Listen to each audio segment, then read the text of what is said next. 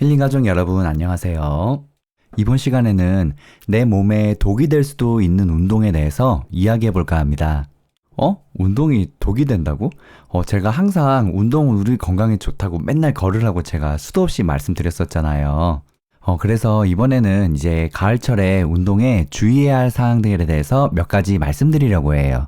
은퇴한 프로 운동선수들이 무릎이 안 좋아서 고생하는 경우가 종종 있습니다. 점프 등 장시간 동안 무릎 관절에 부담을 주었기 때문인데요. 이거는 일반인들에게도 해당됩니다. 건강 수명을 위해서 운동하다가 오히려 건강을 해치는 경우가 있는데요. 흔한 운동인 등산이나 조깅, 스쿼트 등도 마찬가지라고 합니다. 특히 이 중에서도 등산 사고는 10월 달에 가장 많다고 하는데요. 일교차 대비해서 여분의 옷을 꼭 준비하시라고 합니다. 이 등산 사고는 단풍철인 10월 달에 가장 많이 발생하는데요. 행정안전부 자료에서도 확인된다고 합니다. 낙상, 추락뿐만 아니라 심혈관 질환이 있는 사람이 혼자 산행하다가 쓰러지는 경우도 적지 않다고 하는데요. 그래서 사실 등산은 이제 심장이 좀 안 좋으신 분들은 혼자 가는 행동은 절대 삼가하셔야 합니다. 그리고 우리가 멀리 등산 안 가고 동네 뒷산 가더라도 동네마다 등산로가 또 여러 가지 갈래길이 막 갈라지고 그러잖아요. 어느 쪽 언덕으로 올라가면 어느 쪽 동네로 내려오고 또 반대쪽으로 가면 다른 동네로 내려오고 이렇게 동네마다 등산로에도 여러 가지 갈래 길이 있는데 너무 한적한 길은요 가시지 않는 게 좋다고 합니다. 네, 그 이유는 바로 등산하다 보면 충분히 또 돌발 상황들이 생길 수 있기 때문인데요. 이런 사고들을 예방하기 위해서는 적절하게 산행 코스도 잘 짜셔야 해요. 뿐만 아니라 동네 뒷산 정도는 괜찮은데 이제 막 깊은 산 같은 데 갈 때는 또 핸드폰도 안 터지는 경우가 있습니다. 우리나라 워낙 그 IT 강국이고 핸드폰 전국에 망 잘 깔려 있는데 지방에 이제 산들은 또 그렇지 않은 경우도 있을 거예요. 그래서 우리가 등산을 가실 때도 이런 작은 여러 가지 사항들을 잘 준비해 갖고 하셔야 합니다. 그리고 장시간의 산행이라면 일교차가 클 거란 말이에요. 그렇죠? 산은 굉장히 시원하지만 이제 해질 때쯤 되면 굉장히 추워집니다. 그렇기 때문에 반드시 여분의 옷을 배낭에 항상 넣고 다니셔야 하고요. 또 등산로가 미끄러울 수도 있기 때문에 바닥 접지력이 좋은 등산화를 꼭 신으셔야 한다고 합니다. 또 등산을 가시면 또 필수 아이템이 하나 있는데요. 우리 젊은 사람들 얘기로 템빨이라고 합니다. 아이템빨.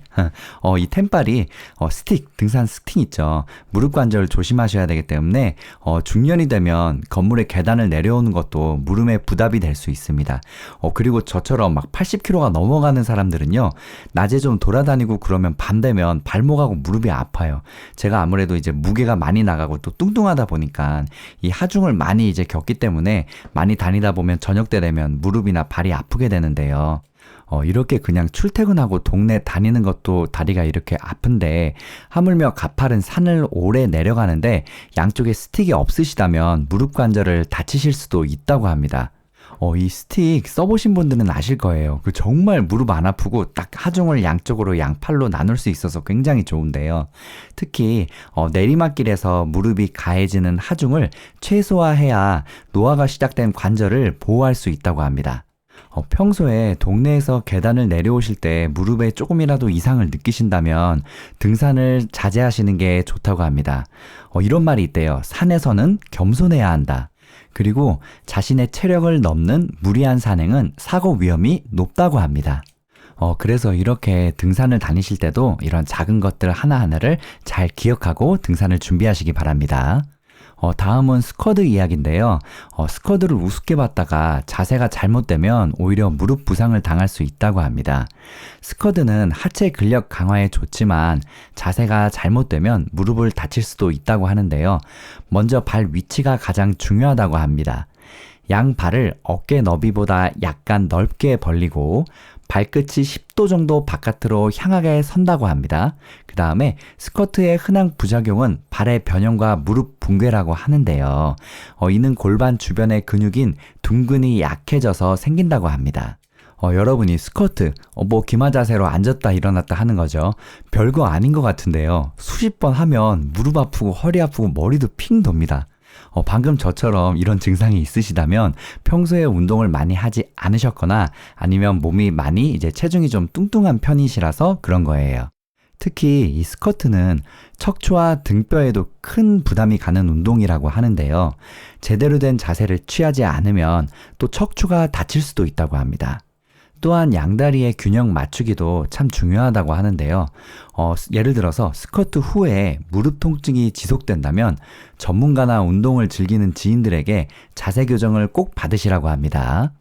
여러분 이 스쿼트를 하시다가 무릎이나 허리가 많이 아파서 운동을 스쿼트를 하긴 해야 되는데 이 근육들을 운동하기가 좀 어려우시다면 아마 이런 분들은 대부분 계단 걷기도 조금 어려우실 거예요.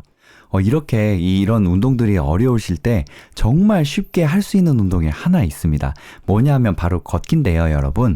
그냥 걷기가 아니라 살짝 있는 경사, 그러니까 동네에도 우리 뭐 찻길들이 있고 아파트 같은데 이제 살짝 언덕이 이렇게 나지막한 언덕이 쭉 있는 그런 길들 있잖아요.